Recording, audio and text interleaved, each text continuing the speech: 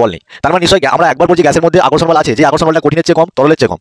কিছু না কিছু আকর্ষণ বল আছে, কিন্তু আবার একটু পরেই আমরা বলছি যে এইখানে যেই টপিকটা নিয়ে যে গ্যাস নিয়ে আমরা আলোচনা করবো সেই গ্যাস হচ্ছে কি তার মধ্যে কোনো আকর্ষণ বল নেই। তাহলে যদি আমি লুজ করি তাহলে জিনিসটা প্রসারিত হচ্ছে, তাহলে অণুগুলো একেবারে কোথায় চলে যাচ্ছে, দূরে চলে যাচ্ছে। তার মানে কি যদি দূরে চলে যায় তাদের মধ্যে যে ন্যূনতম যে আকর্ষণ বলটা আছে টিপে ধরে এইদিকে ছিটকে চলে গেল, আর একটা মলিকুলার গতিশক্তি পেয়ে এইদিকে ছিটকে চলে গেল। এটা হচ্ছে স্টেল লাইন হবে, এরকম স্টেল লাইন হবে। এটা আদর্শ গ্যাসের ক্ষেত্রে, আদর্শ গ্যাসের ক্ষেত্রে এটা স্টেল লাইন হবে। আর যদি বাস্তব গ্যাস হয় এরকম বেঁকে যাবে। বাস্তব গ্যাস হলে কি হবে? বেঁকে যাবে। এটা হচ্ছে বাস্তব গ্যাস। প্রয়োগ করবোই না, করবো না। বয়েল বলছে তুমি আমার সুতো সেখানেই প্রয়োগ করবে, আমার সুতো সেখানেই প্রয়োগ করবে যেখানে তুমি এমটাকে ঠিক রাখতে পারবে। তিনটা আলাদা আলাদা কার্ভ দিবে, একটাকে ফিক্স রাখবে, সবসময় পিকে ফিক্স রাখবি, তবে বুঝতে সুবিধা হবে যে উষ্ণতা বাড়লে ভলিউম বেড়ে যাবে। তাহলে ঠিক আছে, এই কারণে যখন জলের তলদেশ থেকে বায়ুর বুদবুদ উপরে উঠে আসে সেক্ষেত্রে কি হয়, চাপ কমে যায় এবং চাপ কমে যাওয়ার ফলে আয়তনটা বৃদ্ধি পায়। তো welcome student to my new video. আজকে আমরা যে বিষয়টা নিয়ে আলোচনা করব সেটা হচ্ছে তোমাদের ক্লাস 10-এর চ্যাপ্টার 2 গ্যাসের আচরণের প্রথম পার্ট। তো 3টে থেকে 4টে পার্টে সম্পূর্ণ চ্যাপ্টারটা শেষ করে দেবো আমরা। টোটাল গাণিতিক প্রশ্নাবলী যে আছে সমস্ত প্রশ্নাবলী সহ সমস্ত চ্যাপ্টার শেষ করবো। আজকে আমাদের ইন্ট্রোডাকশন পার্ট। তো দেখ, তোদের যে চ্যাপ্টারটা আছে সেকেন্ড চ্যাপ্টার গ্যাসের আচরণ। গ্যাস মানে কি? গ্যাস মানে যাদেরকে আমরা দেখতে পাই না, যারা উড়ে উড়ে বেড়ায়। সাধারণত পদার্থের কটা অবস্থা? পদার্থের 3টে অবস্থা। একটা কি বলেছিলাম? কঠিন, একটা হচ্ছে তরল, আর একটা হচ্ছে গ্যাস। যেটা কঠিন পদার্থ এর যে মলিকুলগুলো আছে, এর অণুগুলো আছে, এরা একে অপরের সাথে ঘন সন্নিবিশিষ্ট অবস্থানে থাকবে। বোঝা গেছে? ঘন সন্নিবিশিষ্ট অবস্থানে মানে কি, এদের মধ্যে একটা তীব্র আকর্ষণ বল কাজ করবে। যেটা তরল বা যেটা লিকুইড সেটা হচ্ছে গ্যাসের যে মলিকুল বা অণুগুলো আছে একটু ছাড়াছাড়ি অবস্থান করবে, এবং এদের মধ্যে আকর্ষণ বলটা কঠিনের চেয়ে কী হবে? কম হবে। আর যেটা গ্যাস হবে, গ্যাসের যে মলিকুলগুলো একটু তার চেয়ে দূরে দূরে অবস্থান করবে। কি বললাম? গ্যাসের যে মলিকুলগুলো আছে একটু তার চেয়ে দূরে দূরে অবস্থান করবে, এবং এদের মধ্যে আকর্ষণ বলটা এদের চেয়ে কম হবে। আকর্ষণ বলটা কঠিন তরল গ্যাসের চেয়ে কী হবে? কম হবে, কিন্তু আকর্ষণ বল তো থাকবে। মাথায় ঢুকেছে? কি বললাম? কঠিনের যে আকর্ষণ বলটা তীব্র আকর্ষণ বল হবে, তরলের আকর্ষণ বলটা তার চেয়ে কম হবে, গ্যাসের আকর্ষণ বলটা এদের চেয়ে কম হবে।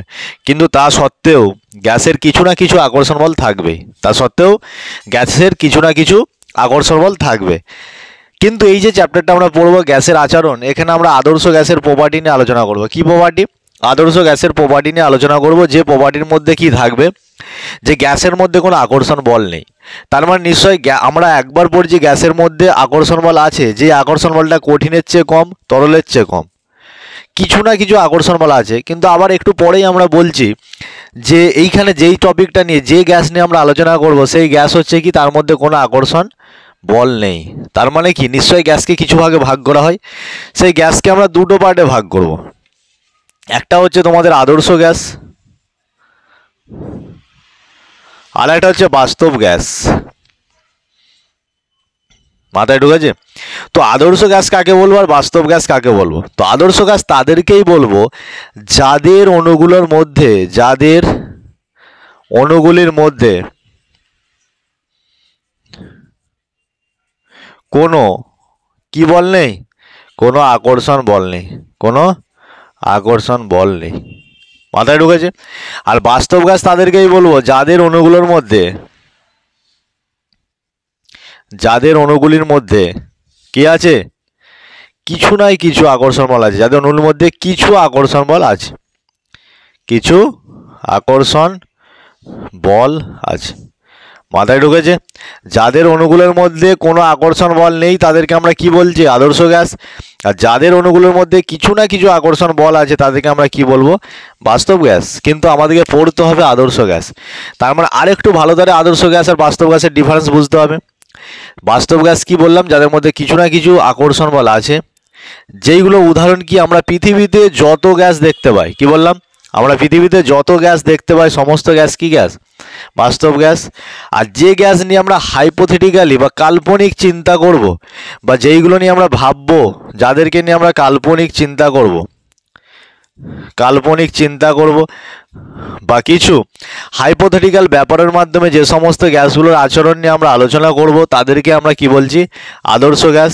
বোঝা গেছে? আর যারা রিয়েল এক্সিস্ট করে, যারা হচ্ছে বাস্তবে যাদের অস্তিত্ব আছে, বাস্তবে কি আছে? যাদের অস্তিত্ব আছে, তাদেরকে আমরা কি গ্যাস বলবো? বাষ্প। উদাহরণ কি হবে? উদাহরণ হবে হাইড্রোজেন হবে, নাইট্রোজেন হবে, অক্সিজেন হবে ইত্যাদি। অর্থাৎ পৃথিবীতে যত রকম গ্যাস আছে সমস্ত গ্যাসই কি গ্যাস? বাস্তব গ্যাস। পৃথিবীতে যত রকম গ্যাস আছে সমস্ত গ্যাসই কি গ্যাস? বাস্তব গ্যাস। তাহলে একটা নির্দিষ্ট কোনো কিছু কন্ডিশন থাকবে, কি বললাম? নির্দিষ্ট কোনো কিছু কন্ডিশন থাকবে, যেই কন্ডিশনের মাধ্যমে আমরা বাস্তব গ্যাসগুলোকে আদর্শ গ্যাসে রূপান্তরিত করব। কি বললাম? নির্দিষ্ট কিছু কন্ডিশন থাকবে যাদের মাধ্যমে বাস্তব গ্যাসগুলোকে আমরা আদর্শ গ্যাসে রূপান্তরিত করতে পারবো, থাকারও উচিত, এবং তারা একটা নির্দিষ্ট ল বা নির্দিষ্ট সূত্র ফলো করে চলবে। তো সেই কন্ডিশনটা হচ্ছে, সেই কন্ডিশনটা কি কন্ডিশন? সেই কন্ডিশনটা হচ্ছে উচ্চ উষ্ণতা। কি বললাম? উচ্চ উষ্ণতা ও নিম্ন চাপ। উচ্চ উষ্ণতা ও নিম্ন চাপ, এই যে কন্ডিশনটার মাধ্যমে আমরা কি করতে পারি? আমরা বাস্তব গ্যাসটাকে, বাস্তব গ্যাস ট্রান্সফার টু কিসে হয়ে যাবে? Real gas. বাস্তব gas transfer to real gas বা আদর্শ গ্যাসে রূপান্তরিত হবে। তো কন্ডিশনটা কি? ভালো করে বোঝ। আমরা এইমাত্র বললাম যে বাস্তব গ্যাস কি, গ্যাসের যে মলিকুলগুলো আছে, গ্যাসের যে অণুগুলো আছে নিজেদের মধ্যে অনেক দূরে দূরে থাকে এবং এদের মধ্যে খুব আকর্ষণ বলটা কম। তো সেই আকর্ষণ বলটাকে যদি আমরা একেবারে নগণ্য করতে চাই, ধর যে কোনো একটা জিনিস আছে, ধর এরকম একটা জিনিস আছে, এটার উপরে আমরা চাপ প্রয়োগ করছি, এরকম জোরে চাপ প্রয়োগ করছি, তাহলে চাপ প্রয়োগ করার ফলে কি হচ্ছে? জিনিসটা ধরা কাছে কাছে আসছে, তাহলে কাছে কাছে যখন আসবে তাহলে তাদের মধ্যে আকর্ষণ বলটা বেড়ে যাবে। তাহলে এই যে চাপটা যদি আমি লুজ করে দিই তাহলে জিনিসটা প্রসারিত হচ্ছে, তাহলে অণুগুলো একে অপর থেকে কোথায় চলে যাচ্ছে? দূরে চলে যাচ্ছে। তার মানে কি, যদি দূরে চলে যায় তাদের মধ্যে যে ন্যূনতম যে আকর্ষণ বলটা আছে সেই ন্যূনতম আকর্ষণ বলটা কী হবে? কমে যাবে। আর একটা কন্ডিশন কি? উচ্চ উষ্ণতা। উচ্চ উষ্ণতায় কী হবে? উচ্চ উষ্ণতা হলে গ্যাসের এই যে মলিকুলগুলো এরা শক্তি পাবে। উষ্ণতা দিলে এরা কী পাবে? শক্তি পাবে। যদি শক্তি পায় কী করবে? এই সাইডে দৌড়াবে, এই মলিকুলগুলো এই সাইডে দৌড়াবে, এই মলিকুলগুলো এই সাইডে দৌড়াবে, তাহলে এদের মধ্যে গতির সৃষ্টি হবে। তাহলে গতির যখন সৃষ্টি হবে তখন এরা একে অপর থেকে কোথায় চলে যাবে? দূরে চলে যাবে, একে অপর থেকে দূরে চলে যাবে। দেখ কোন সূত্র থেকে বলতে পারি আমরা? মহাকর্ষ সূত্র, যে F=G m1m2/r²। পৃথিবীতে যে কোনো দুটি ভরের বস্তুর মধ্যে যে আকর্ষণ বল কাজ করে সেটা এই সূত্র মেনে চলে। এখানে নেগেটিভ সাইন দিতে হয় যেহেতু আকর্ষণ বল। দেখ এই যে গ্যাসের মলিকুল দুটো যদি নিই, একটার ভর m1 একটার ভর যদি m2 হয়, এদের মধ্যে ডিস্টেন্স যদি r হয়, তাহলে যদি আমরা কি বললাম? চাপটা যদি কমায়, চাপটা কমালে এরকম প্রসারিত হবে, প্রসারিত হলে এই ডিস্টেন্সটা বাড়বে। তো ডিস্টেন্স বাড়া মানে এফ এর মানটা কী হবে? কমে যাবে। আর বাড়া মানে, আর যদি বেড়ে যায় তার মানে আকর্ষণ বলটা কী হবে? কমে যাবে। তার মানে এক নম্বর কন্ডিশন যে নিম্ন চাপ যদি করি এদের মধ্যে ডিস্টেন্স বেড়ে যাবে, এবং ডিস্টেন্স বেড়ে গেলে এদের মধ্যে আকর্ষণ বলটা কম ছিল আরও কমে যাবে, মানে প্রায় শূন্যর দিকে চলে যাবে। আর কি হতে পারে? উষ্ণতা যদি বাড়ায়, উষ্ণতা বাড়ালে একটা মলিকুল আছে এর কাইনেটিক এনার্জি পেয়ে, গতিশক্তি পেয়ে ধরে এই দিকে ছিটকে চলে গেল, আর একটা মলিকুল একটা গতিশক্তি পেয়ে এইদিকে ছিটকে চলে গেল, তাহলে এদের মধ্যে যে ডিস্টেন্সটা সেই ডিস্টেন্সটাও কী হবে? বেড়ে যাবে। যখন ডিস্টেন্সটা বেড়ে যাবে বলটা কমে যাবে। মাথায় ঢুকেছে? কেন উচ্চ উষ্ণতা এবং নিম্ন চাপে আদর্শ গ্যাস, এই বাস্তব গ্যাস আদর্শ গ্যাসের মধ্যে আচরণ করে বোঝা গেছে না? বোঝা যায়নি? দেখ তারপর নেক্সট কন্ডিশনের দিকে আমরা কি যাব? আর একটা যে সমীকরণ আছে যে PV=nRT, PV=nRT, এই যে ফর্মুলা, এটাকে আদর্শ গ্যাসের সমীকরণ বলা হয়। PV=nRT, এই সমীকরণটাকে আমরা কি বলতে পারি? আদর্শ গ্যাসের সমীকরণ বলতে পারি। তো এই সমীকরণগুলো যারা মেনে চলবে তাদেরকে আমরা কি বলবো? আদর্শ গ্যাস। আর এই সমীকরণগুলো যারা মেনে চলবে না তাদেরকে আমরা কি বলবো? বাস্তব গ্যাস। এই সমীকরণটা এমনি এমনি আসেনি, কিছু বিজ্ঞানী তাদের কিছু তত্ত্ব দ্বারা, কিছু সূত্র দ্বারা এই সূত্রটা তৈরি করেছে, যেটা তোরা এই চ্যাপ্টারের শেষের দিকে প্রমাণ করবি। কিন্তু আগে থেকে জেনে রাখ, ধর এই যে ফর্মুলাটা যারা মেনে চলবে সেটা আদর্শ গ্যাস, যারা মেনে চলবে না বাস্তব গ্যাস। তো এর মধ্যে আছে বয়েলের সূত্র, এর মধ্যে আছে চার্লসের সূত্র, এর মধ্যে আছে অ্যাভোগাড্রোর সূত্র, এর মধ্যে আছে গেলুসাকের সূত্র। বোঝা গেছে? এই সমস্ত সূত্রগুলোকে কম্বাইন করে PV=nRT সমীকরণটা তৈরি করা হয়েছে। তো এই সমীকরণটা যারা মেনে চলবে তাদেরকে আমরা কি বলবো? আদর্শ গ্যাস। যারা মেনে চলবে না তাদেরকে আমরা কি বলবো? বাস্তব গ্যাস। তো এই যে সমীকরণটা আছে, এই সমীকরণ থেকে আমি একটু সাজিয়ে নিই। দেখ এই সমীকরণটাকে যদি আমরা এরকম সাজাই, PV/RT, সব কি টার্ম কি জিনিস সব আমি পরবর্তী পার্টে আসছি, শুধু এখানে একটুখানি আগে পার্টটা বুঝে নে। PV/RT=n। বোঝা গেছে? যদি n=1 হয়, n=1 হলে PV/RTর মানটা কত হবে? PV/RTর মানটা 1 হবে। এটা কোন গ্যাসের ক্ষেত্রে প্রযোজ্য? আদর্শ গ্যাসের ক্ষেত্রে প্রযোজ্য। কোন গ্যাস? আদর্শ গ্যাস। অনেক সময় এই যে PV/RT এইটা = Z লেখা হয়। কি লেখা হয়? এটা ইকুয়াল টু জেড। তো জেডকে কি বলে? জেডকে বলা হয় সংনমক গুণক। কি গুণক? সংনমক গুণক, বা একে বলা হয় কম্প্রেসিবিলিটি ফ্যাক্টর। কি বলা হয়? Compressibility factor. যদি জেড ইকুয়াল টু 1 হয়, জেড ইকুয়াল টু 1 হয়, সেটা কি গ্যাস হয়ে যাবে? আদর্শ গ্যাস। এটা কি গ্যাস হয়ে যাবে? আদর্শ গ্যাস। আর জেড যদি নট ইকুয়াল টু 1 হয়, তাহলে এটা কি হয়ে যাবে? বাস্তব গ্যাস। সেটা কি হয়ে যাবে? বাস্তব গ্যাস। দেখ, এদের যদি আমরা লেখচিত্র আঁকি, তো লেখচিত্রটা কি হবে? এদের যদি আমরা লেখচিত্র আঁকি, সে লেখচিত্রটা কি হবে? দেখ, কার লেখচিত্র আঁকবো? পিভি আপন আরটি। এখানে দেখ, এখান দিয়ে আমরা পেয়ে যাচ্ছি পিভি আপন আরটি, হয়েছে। এর সাথে আমরা প্রেসারের যদি লেখচিত্র আঁকি, এটা হচ্ছে স্টেল লাইন হবে, এরকম স্টেল লাইন হবে। এটা আদর্শ গ্যাসের ক্ষেত্রে, আদর্শ গ্যাসের ক্ষেত্রে এটা স্টেল লাইন হবে। আর যদি বাস্তব গ্যাস হয়, এরকম বেঁকে যাবে। বাস্তব গ্যাস হলে কি হবে? বেঁকে যাবে। এটা হচ্ছে বাস্তব গ্যাস। বোঝা গেছে? বাস্তব গ্যাসের ক্ষেত্রে এটা বেঁকে যাবে। তো এত দূর কনসেপ্ট কার কার বোঝা গেছে? এরপর হচ্ছে আমরা মেন যে ডেরিভেশন নিয়ে আলোচনা করবো, কীভাবে পিভি ইকুয়াল টু এনআরটি সমীকরণ আসছে, বয়লের সূত্র, চার্লসের সূত্র, অ্যাভোগাড্রোর সূত্র ইত্যাদি নিয়ে আলোচনা করা হবে। ফটাফট টুকে নে। আচ্ছা দেখ, এবার আমরা যেটা পড়বো সেটা হচ্ছে মেন যে আদর্শ গ্যাসের যে সমীকরণ, আদর্শ গ্যাসের সমীকরণ। এই সমীকরণটা লাস্টের দিকে আমাদেরকে প্রমাণ করতে হবে, কিন্তু সেই সমীকরণটা হচ্ছে আমরা এই ভিডিওর মধ্যে আগে একটু দেখে নেব। পিভি ইকুয়াল টু এনআরটি, এটাকে বলে আদর্শ গ্যাসের সমীকরণ।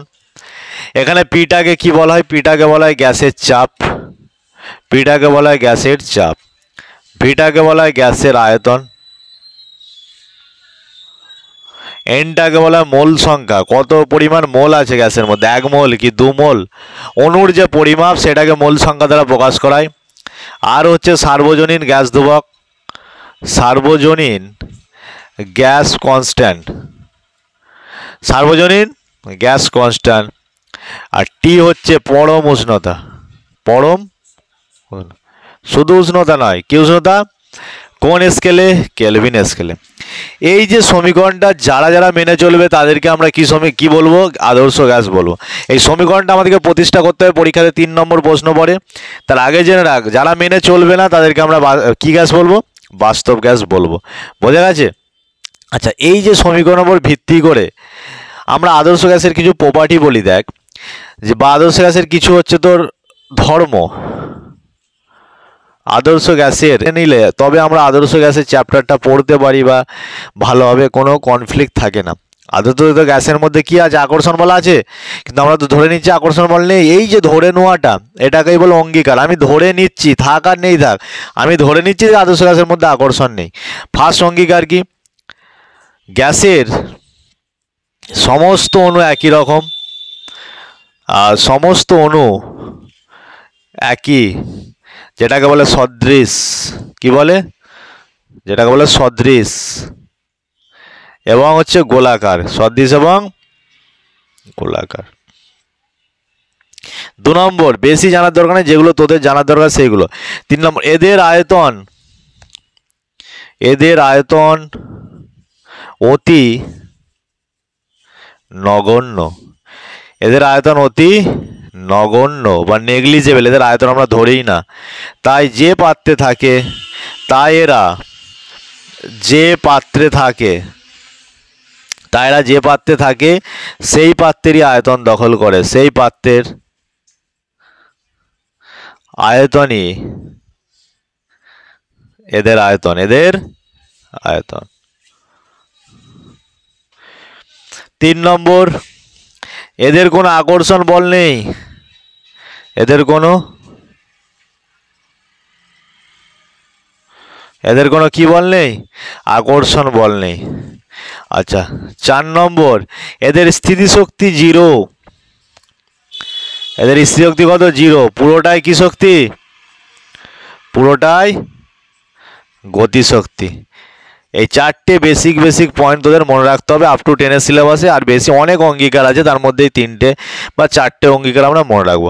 এদের বেগ 0 থেকে ইনফাইনাইট পর্যন্ত যে কোনো মানের হতে পারে, তো অতগুলো জানার দরকার নেই। বেসিক যে 2টো পয়েন্ট তোদের মনে রাখতে হবে, এদের কোনো আকর্ষণ বল নেই এবং এদের আয়তন অতি নগণ্য, তাই এরা যে পাত্রে থাকে সেই পাত্রের আয়তনই হচ্ছে এদের আয়তন।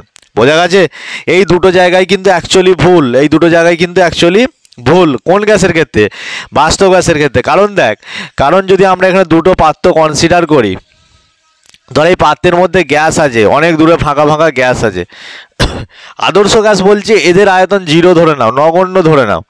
কিন্তু বাস্তব গ্যাস বলছে এদেরকে যদি আমরা এক একটা করে জড়ো করে একটা জায়গাতে আনি, তাহলে এদের তো কিছু না কিছু আয়তন থাকবে, এদের তো কিছু না কিছু আয়তন থাকবে। তার মানে এই যে কিছু না কিছু আয়তনটা আদর্শ গ্যাসের ক্ষেত্রে কত ধরা হয়? 0 ধরা হয়। কিন্তু বাস্তব গ্যাসের ক্ষেত্রে কিছু না কিছু ধরা হয়। তাই যে বাস্তব গ্যাসের কনসেপ্ট আমরা কেমিস্ট্রি রসায়নে পড়বো উঁচু ক্লাসে, শুধুমাত্র আমরা এখানে কি পড়বো? আদর্শ গ্যাস নিয়ে পড়বো। শুধুমাত্র কি গ্যাস নিয়ে পড়বো? আদর্শ গ্যাস। তার মানে এই যে আদর্শ গ্যাসের আয়তনটা কি এই পাত্রের আয়তনের সাথে সমান হবে, কিন্তু আদেও তো এটা সত্য নয়, এটা ছড়িয়ে ছিটিয়ে আছে। তাই আদর্শ গ্যাসের ক্ষেত্রে এদের আয়তনটা পাত্রের আয়তনের সাথে ধরে নেওয়া হয়, কিন্তু বাস্তব গ্যাসের ক্ষেত্রে এদের আয়তনটা নির্দিষ্ট একটা আয়তন আছে। আচ্ছা, আর একটা এখানে বেসিক পয়েন্ট বললি, সদৃশ গোলাকার, এরা হচ্ছে বিন্দু ভর। এরা কি ভর? এরা হচ্ছে বিন্দু ভর। আদর্শ গ্যাসের ক্ষেত্রে এটা বিন্দু ভর ধরে নয়। মাথায় ঢোকেছে আদর্শ গ্যাসের সাথে তোর বাস্তব গ্যাসের ডিফারেন্স? আদর্শ গ্যাস বলছে এদের মধ্যে আকর্ষণ 0, বাস্তব গ্যাস বলছে এদের মধ্যে আকর্ষণ কিছু না কিছু মিনিমাম আকর্ষণ আছে। বোঝা গেছে? এই দুটো জায়গা থেকে বাস্তব গ্যাস এবং আদর্শ গ্যাসের ডিফারেন্স বোঝা যায় এবং এদের কারেকশন করা হয়। এবং আদর্শ গ্যাস এবং বাস্তব গ্যাসের মধ্যে যে কারেকশন করেছিল, অর্থাৎ এই যে পিভি ইকুয়াল টু এনআরটি সমীকরণটা চেঞ্জ করেছিল বাস্তব গ্যাসের ক্ষেত্রে একটা বিজ্ঞানী, তার নাম ছিল ভ্যান ডার ওয়াল। কি নাম? ভ্যান ডার ওয়াল। হচ্ছে এই পিভি ইকুয়াল টু এনআরটি সমীকরণটা কী করেছিল? চেঞ্জ করেছিল। তো স্ক্রিনে তোমরা দেখতে পাচ্ছ সেই ভ্যান ডার ওয়ালসের যে সমীকরণ সেটা দেখতে পাচ্ছ। তো কে তাহলে কালেকশন করেছিল? ভ্যান ডার ওয়ালস কালেকশন করেছিল। তাহলে ভ্যান ডার ওয়ালস যে সমীকরণটা দিয়েছিল সেটা কোন গ্যাসের ক্ষেত্রে প্রযোজ্য? বাস্তব গ্যাসের ক্ষেত্রে। আর এমনি নর্মালি যে পিভি ইকুয়াল টু এনআরটি সমীকরণ কোন গ্যাসের ক্ষেত্রে প্রযোজ্য? আদর্শ গ্যাসের ক্ষেত্রে। মাথায় ঢুকেছে? তো এর ওপর ভিত্তি করে টোটাল আমাদেরকে এখানে 4টে সূত্র পড়তে হবে। কটা সূত্র পড়তে হবে? 4টে। 1 নম্বর যে সূত্রটা সেটা হচ্ছে বয়েলের সূত্র। 1 নম্বর হচ্ছে বয়েলের সূত্র। 2 নম্বর হচ্ছে চার্লসের সূত্র। 2 নম্বর চার্লসের সূত্র। 3 নম্বর হচ্ছে আভাগাড্রো সূত্র। আভাগাড্রো সূত্র। আর 4 নম্বর হচ্ছে গেল-উসাকের সূত্র।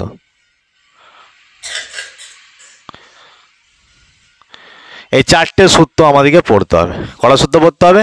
4টে সূত্র পড়তে হবে। তো দেখ, আমাদের নেক্সট যেটা টপিক আমাদের পড়তে হবে সেটা হচ্ছে বয়েলের সূত্র। কার সূত্র? বয়েল। দেখ, বয়েল জিনিসটার মধ্যেই আছে যেন কিছু ফুটছে। বয়েল মানে কি?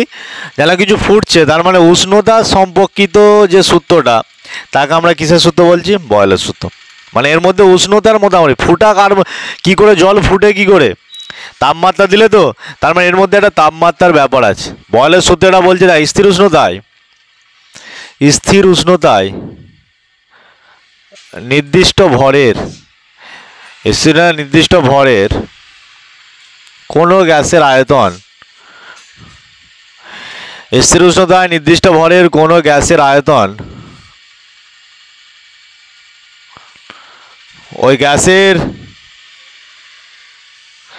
ওই গ্যাসের চাপের সাথে, কার সাথে? চাপের সাথে ব্যস্তানুপাতে পরিবর্তিত হয়। ব্যস্তানুপাতে কি হয়? পরিবর্তিত হয়। তাহলে কি বললাম? স্থির উষ্ণতায় নির্দিষ্ট ভরের কোনো গ্যাসের আয়তন ওই গ্যাসের চাপের সাথে ব্যস্তানুপাতে পরিবর্তিত হয়। তার মানে কি? আমি ধরি একটা যদি গ্যাসের আয়তন হচ্ছে ভি, ধরে নিই যদি গ্যাসের চাপ হচ্ছে পি, তাহলে এদের মধ্যে রিলেশনটা কি হবে? V varies as 1/p। This is call Boyle's law. বোঝা গেছে? এক্ষেত্রে কি বলছে? যে গ্যাসের আয়তন তার চাপের সাথে ব্যস্তানুপাতে তখনই পরিবর্তিত হবে যখন এম মানে গ্যাসের ভর, এম মানে কি? গ্যাসের ভর, এবং হচ্ছে বড় হাতের টি তো জানিস, টি হচ্ছে স্থির, টিটা কি? উষ্ণতা স্থির থাকে। তার মানে কি? যখন গ্যাসের ভর এবং উষ্ণতাটা স্থির থাকে তখন গ্যাসের আয়তন তার চাপের সাথে ব্যস্তানুপাতে পরিবর্তিত হয়। তার মানে এক্ষেত্রে তোদেরকে একটা কথা বল দিচ্ছি, যদি এম পরিবর্তন হয়, শোন ভালো করে, যদি এম পরিবর্তন হয়, এম পরিবর্তন মানে যদি ভর যদি পরিবর্তন হয়, তার মানে কি আমরা বয়েলের সূত্র অ্যাপ্লাই করতে পারবো? যদি এম পরিবর্তন হয় তাহলে আমরা বয়েলের সূত্র প্রয়োগ করব না। সূত্র কি করব না? প্রয়োগ করবই না। করব না। বয়েল বলছে তুমি আমার সূত্র সেখানেই প্রয়োগ করবে, আমার সূত্র সেখানেই প্রয়োগ করবে যেখানে তুমি এমটাকে ঠিক রাখতে পারবে। বোঝা গেছে? অর্থাৎ একজন লোক বলছে তুই আমাকে সেই জায়গাতেই নিয়ে চ যেইখানে তুই মানুষ থাকবি, অভদ্র মানুষে পরিণত গেলে আমি সেখানে যাবোই নি। তার মানে বয়েল বলছে আমার সূত্র তোমরা সেখানেই প্রয়োগ করবে যেখানে একটা গ্যাসের ভর ফিক্স থাকবে। যদি ভরটা চেঞ্জ হয়ে যায় তার মানে আমার সূত্র ভুল নয়। কি বললাম? ভর চেঞ্জ হয়ে গেলে আমার সূত্র ভুল নয়, আমাকে তুমি সেটা অ্যাপ্লাই করবে না, তার জন্য অন্য লোক আছে। মাথায় ঢুকেছে? এতটুকু না ঢুকেনি? যদি এম পরিবর্তন হয় তাহলে আমরা বয়েলের সূত্র প্রয়োগ করব না, এই কথাটা না মাথায় থাকে। এবার বয়েলের সূত্রে যে গাণিতিক রূপ ভি ভ্যারিসেস 1/p, তাহলে এখান থেকে আমরা লিখতে পারি ভি ইকুয়াল টু কে আপন পি। কে হচ্ছে ধ্রুবক, কে একটা কি, কে হচ্ছে ধ্রুবক। কোনাকুনি গুণ কর বা PV equal to K, PV equal to K, তার মানে কি দেখতে পাচ্ছিস? পিভি ইকুয়াল টু ধ্রুবক, অর্থাৎ পিভি ইকুয়াল টু ধ্রুবক। এটা বয়েলের সূত্রের গাণিতিক রূপ। যদি দুটো গ্যাস নেওয়া হয়, যদি ধর এখানে আমরা একটা গ্যাস নিয়েছি, এখানে একটা গ্যাস আছে, এখানে গ্যাসের আয়তন V1, চাপ P1, আর একটা গ্যাস নিয়েছি যার ধর হচ্ছে আয়তন হচ্ছে তোর হচ্ছে V2 এবং চাপ হচ্ছে P2, তাহলে বয়েল বলছে তুমি আমার জন্য অবশ্যই বলতে পারো P1 V1 equal to P2 V2। কটা গ্যাসের ক্ষেত্রে? দুটো গ্যাস। অসংখ্য গ্যাস যদি হয় তাহলে আমরা লিখতে পারি P3 V3, এরকম ডট ডট করে চলতেই থাকবে। তাহলে ইন জেনারেল দুটো গ্যাসের ক্ষেত্রে আমরা কি ফর্মুলাটা লিখতে পারি? P1 V1 equal to P2 V2। This is Boyle's law এর ফর্মুলা। কার জন্যে? অঙ্ক করার জন্য। এই ফর্মুলা কি করার জন্যে? অঙ্ক করার জন্য। অর্থাৎ যে নিউমেরিক্যালগুলো আমাদেরকে সলভ করতে হয় সেই নিউমেরিক্যালগুলো করার জন্য এই ইকুয়েশনটা আমাদেরকে প্রচুর হেল্প করবে। বোঝা গেছে? আচ্ছা, এই যে মেন যে বয়েলের সূত্রের গাণিতিক রূপ, এই যে পিভি ইকুয়াল টু ধ্রুবক, এখান থেকে আমরা একটু চর্চা করব। এখান থেকে ফার্স্ট বয়েলের সূত্র দিয়ে আমরা কিছু গ্রাফ আঁকবো। যদি পি ভার্সেস ভি গ্রাফ আঁকতে বলে, ফার্স্ট বয়েলের সূত্রে যে লেখগুলো হয় পি ভার্সেস ভি, প্রথম লেখো, ধর এইদিকে পি এইদিকে ভি। তার মানে যদি কি প্রেসার বাড়ে, চাপ বাড়লে আয়তন কি হবে? কমবে। চাপ বাড়লে আয়তন কমবে। এইদিকে ছবির দিকে দেখ, ধর আমরা এখানে ধর এতটুকু ভি আছে, এখানে যদি পি থাকে এবং এখানে যদি এটা ভি থাকে, মানে এই একটা গ্যাসের নির্দিষ্ট ভলিউম একটা নির্দিষ্ট প্রেসারে আছে। ধর এর ভলিউমটাকে আমি আরও কম করে দিলাম, ভলিউমটা এটা যা ছিল ধর এখানে আমি 0 এখানে 2 পর্যন্ত দাগ কেটে রেখেছি, ভলিউমটা 0 আর 1 করে দিলাম, তার মানে ভলিউমটা এতটা হয়ে গেল। বল ভলিউমটা কি হলো? অর্ধেক হয়ে গেছে। ভলিউমটা কি হয়ে গেছে? অর্ধেক হয়ে গেছে। তাহলে ভলিউমটা যদি অর্ধেক হয় তাহলে চাপটা কি বাড়বে? চাপটা কত হয়ে যাবে? 2p, দ্বিগুণ বেড়ে যাবে। চাপটা কত গুণ বেড়ে যাবে? দ্বিগুণ বেড়ে যাবে। আচ্ছা, এই দুটো গুণ করলে পি আর ভি গুণ করলে কত পাবো? পিভি পাবো। আচ্ছা, এইখানে পি আর ভি গুণ করলে কত পাবো? 2p into v/2। দেখ কাটাকাটি করে সেই পিভি পাচ্ছি। তার মানে পি আর ভি এর গুণফলটা সর্বদা কি থাকে? সর্বদা ধ্রুবক থাকে। পি আর ভি এর গুণফলটা সর্বদা কি থাকে? ধ্রুবক থাকে। শুধু এদের মধ্যে চাপ আর আয়তন ইন্টারচেঞ্জ হয়ে যায়। তার মানে কি চাপ যদি বাড়ে আয়তন কমবে, আয়তন যদি কমে চাপ বাড়বে। তার মানে এদের মধ্যে এই যে সমীকরণটা দেখে দেখতে পাচ্ছি দুটো রাশি যদি গুণফল ধ্রুবক হয়, কারণ বয়েলের সাথে কি পিভি ইকুয়াল টু ধ্রুবক, তাহলে দুটো রাশির গুণফল যদি ধ্রুবক হয় তাদের গ্রাফ কেমন হয়? রেক্ট্যাঙ্গুলার হাইপারবোলা, আয়তকার সমপরাবৃত্ত এরকম হয়। দেখ এইখানে ভলিউম কত? ভলিউম ধর এইখানে কম, ভলিউম এই জায়গায় সবচেয়ে কম, তো এই জায়গাতে দেখ কত চাপটা কত বেশি। এইখানে যদি তুই লাইনটা এই যে ওয়াই অক্ষ বরাবর চাপের মানটা এখান থেকে এতটা করছিস তাহলে চাপ আছে। আবার আস্তে আস্তে ভলিউম বাড়ছে, দেখ চাপ কমে যাচ্ছে। আবার একটু ভলিউম বাড়ছে, দেখ চাপ কমে যাচ্ছে। আবার ভলিউম বাড়ছে, দেখ চাপ কমে যাচ্ছে। মাথায় ঢুকেছে? তোদিকে পরীক্ষাতে শুধু এই কার্ভটা আঁকতে হবে। কোন কার্ভটা আঁকতে হবে? এই কার্ভটা আঁকতে হবে। বোঝা গেছে না বোঝা হয়নি? তাহলে পি ভার্সেস ভি এর কার্ভ হচ্ছে এটা। তো এইদিকে ভলিউম লেখো, এদিকে প্রেসার লেখো। 1 নম্বর কার্ভ। 2 নম্বর কার্ভ কি পড়ে? 2 নম্বর কার্ভ পড়বে পিভি ভার্সেস পি, মানে পিভির সাথে পি এর কার্ভ। বোঝ ভালো তারে। এইদিকে আমি পি নিচ্ছি, এইদিকে পিভি নিচ্ছি। যদি নিই তুই প্রেসার যা খুশি বাড়া, যা খুশি। ধর এই একটা নির্দিষ্ট প্রেসারে পিভির মানটা এত রাখছিল, তারপরে একটা পি এর মান নির্দিষ্ট প্রেসার বাড়াচ্ছিস কিন্তু পিভির মানটা সেম থাকবে, আবার প্রেসার বাড়াচ্ছিস পিভির মানটা সেম থাকবে, আবার প্রেসার বাড়াচ্ছিস পিভির মানটা সেম থাকবে। কেন? কারণ বয়েল বলে দিচ্ছে আমার পি আর ভি অর্থাৎ আয়তন আর চাপের গুণফলটা সর্বদা ধ্রুবক। ধ্রুবক মানে কনস্ট্যান্ট থাকবে, একই জিনিস থাকবে। মাথায় ঢুকেছে? তার মানে এর হচ্ছে স্ট্রেট লাইন কার্ভ হবে। যদি এরকম হয়, আমি যদি বলি পিভি ভার্সেস ভি ভলিউম, এর গ্রাফ কেমন হবে? ধর এইদিকে হচ্ছে ওপর দিকটা আমরা পিভি নিচ্ছি, এই দিকটা হচ্ছে ভি নিচ্ছি। তাহলে এদের কার্ভ কেমন হবে? ধর এখানে আয়তন যা খুশি ছিল, একটা নির্দিষ্ট পিভি ছিল, তুই আয়তন বাড়া কমা যা খুশি কর, পিভি একই থাকবে, কারণ পিভি ইকুয়াল টু কি ধ্রুবক বলেছে। তাহলে এখান থেকে আয়তন বাড়া কমা যা খুশি থাকে এটাই থাকবে। তাহলে পিভি ভলিউম তো যা খুশি চেঞ্জ কর, পিভি একই থাকবে, প্রেসার যা খুশি চেঞ্জ কর, তাহলেও পিভি কি থাকবে? একই থাকবে। এবার নেক্সট দেখ, নেক্সট যে কার্ভ করবো আমরা লগ পি ভার্সেস ও আসতে log V versus log V graph করব। তো সেটা আঁকার জন্য আমাদেরকে ধরে নিতে হবে পিভি ইকুয়াল টু ধ্রুবক, যে বয়েলের সূত্র বলে। এখান থেকে লগ পি আনার জন্য উভয় পক্ষে লগ নিয়ে নেব, লগ পিভি, আর এইদিকে ধর লগ ধ্রুবকটা আমি কে ধরে নিচ্ছি। গুণের বেলায় লগ থাকলে কি হয়ে যাবে? যোগ হয়ে যাবে। লগ পি প্লাস হচ্ছে log of V equal to log of K. বা এখান থেকে ভিটা যেহেতু আগে আছে, দেখ এখান থেকে ওই বড় দিকে দেখ, এটাকে আমরা ধর লগ ভি এইদিকে রেখে দিলাম equal to minus of log P plus হচ্ছে কে। হয়েছে? এই যে সরলরেখাটা, এটা কে বা লগ কে যা খুশি ঠিক, একটা লগ কে একটা ধ্রুবক। আচ্ছা, এটাকে আমরা দিলাম ওয়াই ইকুয়াল টু, এটাকে আমরা দিচ্ছি এম এক্স প্লাস সি। দেখ ওপরের যে সমীকরণটা, এই সমীকরণটা ঠিক এই নিচের সমীকরণের মতো দেখতে লাগছে, ওপরের সমীকরণটাই নিচের সমীকরণের মতো দেখতে লাগছে, বোঝা গেছে? এখানে এম এর মানটা কত পাচ্ছি? দুটো সমীকরণ তুলনা করে -1 পাচ্ছি। এম এর সমীকরণটা তুলনা করে কত পাচ্ছি? -1। ওয়াইটা কত পাচ্ছি? ওয়াইটা লগ ভি। এইদিকে তাহলে আমরা গ্রাফ যদি আঁকি, এইদিকে আমরা দেবো লগ অফ ভি, আর এইদিকে আমরা নাম দেবো লগ অফ পি। এক্স অক্ষ বরাবর লগ পি, ওয়াই অক্ষ বরাবর লগ ভি যদি নাম দিই, এই নতিটা কি আসে? মাইনাস। তাহলে মাইনাস যখনই আসে গ্রাফটা এরকম হবে।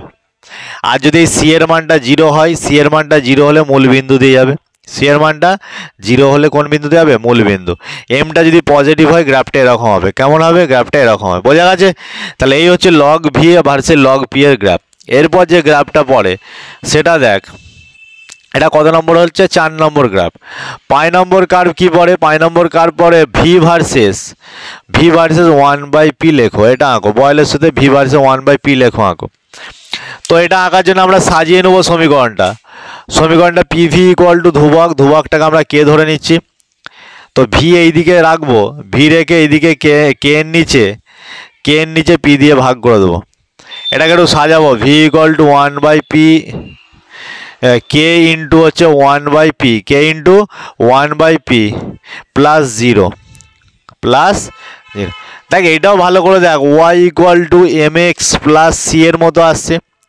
এখানে এম কত? এম মানে হচ্ছে কে, এম মানে কত? কে, আর সি মানে 0। তাহলে সি যদি 0 হয়, আমি এটা হচ্ছে সরলরেখার সমীকরণ, এই যে সমীকরণটা, এই যে তাকে আমি বক্স করে দিয়েছি, এই সমীকরণটা, এটা কার সমীকরণ? সরলরেখার সমীকরণ। কার সমীকরণ? এটা এখন বুঝতে পারবি নি, পরে বুঝতে পারবি, শুধু মনে রাখ এটা সরলরেখার সমীকরণ। কার সমীকরণ? সরলরেখার সমীকরণ। তাহলে এই যে Y equal to M X plus C, এখানে সি এর মানটা 0, তার মানে সরলরেখাটা কোন বরাবর? ওয়াই অক্ষ বরাবর কি আছে? ভি, আর এক্স অক্ষ বরাবর কি আছে? 1/p। মাথায় ঢুকেছে? তাহলে এরকম মূলবিন্দুগামী সরলরেখা হবে। কিরকম সরলরেখা হবে? মূলবিন্দুগামী। সি 0 হলে কিরকম সরলরেখা হবে? মূলবিন্দুগামী। আন্ডারস্ট্যান্ড? বোঝা গেছে? এরপর আমরা যে কার্ভ আঁকবো, দেখ একই রকম লেখো আঁকবো, এই লেখোটাই আঁকবো তিনটের জন্য আমরা লেখচিত্রটা আঁকবো। কার সাথে কার? এইবার আমরা same to same V versus 1/p লেখো আঁকবো তিনটে লেখোর জন্য, মানে তিনটে গ্যাসের জন্য। একটা এরকম আঁকলাম, একটা এরকম, সবই তো মূলবিন্দু দিয়ে হবে। এইটার উষ্ণতার টেম্পারেচার ধরলাম T1, এটা ধরলাম T2, এটা ধরলাম T3। পরীক্ষাতে তোকে প্রশ্নে বলবে T1 বড় না T2 বড় না T3 বড়, বোঝ ভালো, তাহলে T1 বড়, T2 বড় না T3 বড়। এরকম যখন উষ্ণতার ডিফারেন্স দিবে, তখনই সঙ্গে সঙ্গে একটা অক্ষকে ফিক্স করে নিতে হয়। কোন অক্ষকে ফিক্স করে নিতে হয়? একটা অক্ষ। ধর পিকে ফিক্স করে নিলাম, পিকে ফিক্স করার জন্য তিনটে দিয়ে লাইন যাবে, আমরা একটা লম্ব টেনে দিলাম। ধর এই রেখাটা তিনটে দিয়ে যাচ্ছে, তো তাহলে 1/p অক্ষের ওপর আমরা কি টেনে দিলাম? লম্ব টেনে দিলাম। ভালো করে বোঝ, আমরা কি জানি? উষ্ণতা যদি বাড়ে ভলিউমও বাড়বে। কি বললাম? উষ্ণতা যদি বাড়ে ভলিউমও বাড়বে। কেন? দেখ, ধর গ্যাস এখানে ফিক্সড আছে, এর মধ্যে আমরা টেম্পারেচার দিচ্ছি, তাহলে গ্যাসগুলো দৌড়াদৌড়ি করবে, তাহলে ভলিউম কি হবে? বেড়ে যাবে। তার মানে উষ্ণতা বাড়লে কি হবে? ভলিউমও বাড়বে। আমি কোন অক্ষটাকে ফিক্স করে দিয়েছি? পি অক্ষটাকে ফিক্সড করে দিয়েছি, তিনটে দিয়ে লম্ব টেনে দিলাম 1/p অক্ষের ওপর। আচ্ছা, এবার এই বিন্দুতে, এই যে লাইনটাতে এই বিন্দুতে ছেদ করেছে, এই লাইনটাতে এই বিন্দুতে ছেদ করেছে, এই লাইনটাতে এই বিন্দুতে ছেদ করেছে। এবার আস্তে আস্তে এইখানে ডটের লাইন টান ভি অক্ষের ওপর, এটার জন্য এটা, এটার জন্য এটা। আমি এটার নাম দিচ্ছি V1, এটার নাম দিচ্ছি V2, এটার নাম দিচ্ছি V3। বল লেখচিত্র করেছিস তো, নিচে থেকে 0 থেকে শুরু হয়, তাহলে এখানে V1 বড়, V2 বড় না V3 বড়? কে বলতে পারবি? যত ওপরে উঠবি তত মানটা বাড়বে, তাহলে এখানে V3 greater than V2 greater than V1, তাহলে V3টা হচ্ছে সবচেয়ে বড়। এবার তুই বল গ্যাসের আয়তন কখন বাড়বে? উষ্ণতা বাড়লে। এখানে লিখে দিয়েছি উষ্ণতা বাড়লে কি হয়? গ্যাসের আয়তন বাড়বে। তাহলে যার আয়তন বেশি তার টেম্পারেচারটা কি হবে? বেশি। তাহলে এই V3-র সাথে কোন উষ্ণতা আছে? T3। তাহলে এটা আমরা বলতে পারি T3 greater than T2 greater than T1। তাহলে কোন উষ্ণতাটা সবচেয়ে বেশি? উষ্ণতা সবচেয়ে বেশি T3। মাথায় ঢুকেছে? তাহলে এরকম যখনই তিনটে আলাদা আলাদা কার্ভ দিবে, একটাকে ফিক্স রেখে সবসময় পিকে ফিক্স রাখবি, তবে বুঝতে সুবিধা হবে যে উষ্ণতা বাড়ালে ভলিউম বেড়ে যাবে। তাহলে পিকে ফিক্স রাখলাম, মানে পি অক্ষ বরাবর লম্ব টেন দিলাম, তারপর এইদিকে তিনটে লাইন নিয়ে নিলাম, বুঝতে পেরে গেলাম কে বড়। মাথায় ঢুকেছে না ঢুকেনি?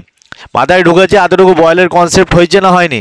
এবার বয়েলের সীমাবদ্ধতা, বয়েলের সূত্রের সীমাবদ্ধতা, বয়েলের সূত্রের সীমাবদ্ধতা, বয়েলের সূত্রের সীমাবদ্ধতা। সীমাবদ্ধতা কি? বয়েল বলছে কোথায় কোথায় তুমি আমার সূত্র অ্যাপ্লাই করতে পারবে না, কোথায় কোথায় আমার সূত্র অ্যাপ্লাই করতে পারবে না। 1 নম্বর, ভর একই রাখতে হবে, ভর আলাদা হলে, ভর আলাদা হলে যেটা আমি বলে আসলাম, অর্থাৎ গ্যাসে যদি ভর আলাদা হয়ে যায়, ভ্যারি করে যায়, চেঞ্জ করে যায়, তাহলে বয়েলের সূত্র প্রযোজ্য হবে না। 2 নম্বর, আদর্শ গ্যাসের ক্ষেত্রে এই সূত্র প্রযোজ্য। কোন গ্যাসের ক্ষেত্রে এই সূত্র প্রযোজ্য? আদর্শ গ্যাসের ক্ষেত্রে, আদর্শ গ্যাসের ক্ষেত্রে এই সূত্র, আদর্শ গ্যাসের ক্ষেত্রে এই সূত্র প্রযোজ্য। বোঝা গেছে?